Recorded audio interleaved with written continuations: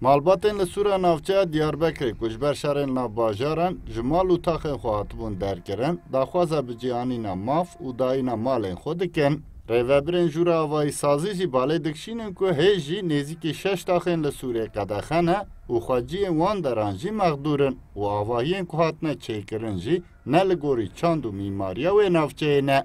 Evdila jî yek ji wan mexdûr e ku bi karên rojane û rênjberiyê debara xwe dike.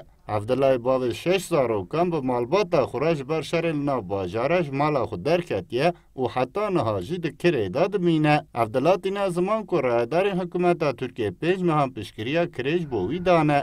Lê paşê ew jî birîne û ew daxwaz dike ku ciyê mala wî de dîsa li nav Sûrê avahî ji bo wî bêdayîn. Mesela bu 5 sala mesela mağdur kirini.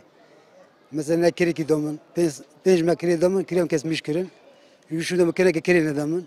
أنا سري بين سمزات كري على قيدهم مثلا أبي كريم تفجيبه وقدم وجبوه خوانينا فسوريزي سري على قوازم كري أشوم جما قشط خوازم مقاس خوانيا وتخازم وأجلسنا خوانيا ده بقى خوانيا مشي كم خوانيا بدوا كذا بالجي سري مزاج أقول ويا خواني شيء بقى حقي ومقرن وما شان دي زو تلفني كري أشوم قصنا خوانيا ده إيش يري ومش يري نادو خويا خوانيا مو إيش يري بس أدقرم وجي خوانيا ده خوانيا أدقرم حقي من أدقرم.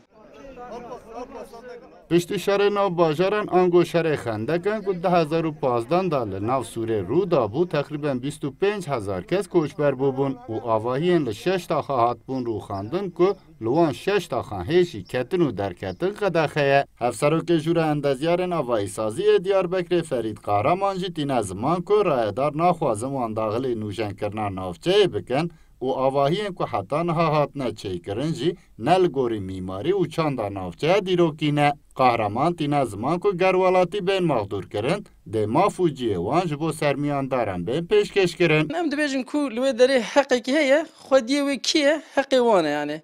Bi sala ve bapîrê wan, kalê wan, zarokê wan, biçûkê wan hemû li wê derê mezin bûnin. Jiyana wan tev li ser wî yani ava bûye.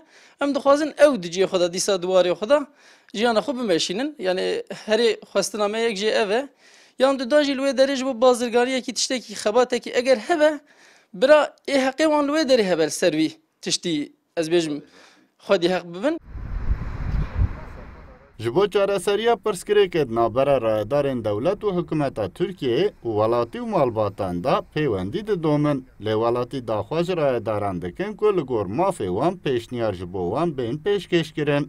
Siddiq Eren, Kurdistan 24, Diyarbekir.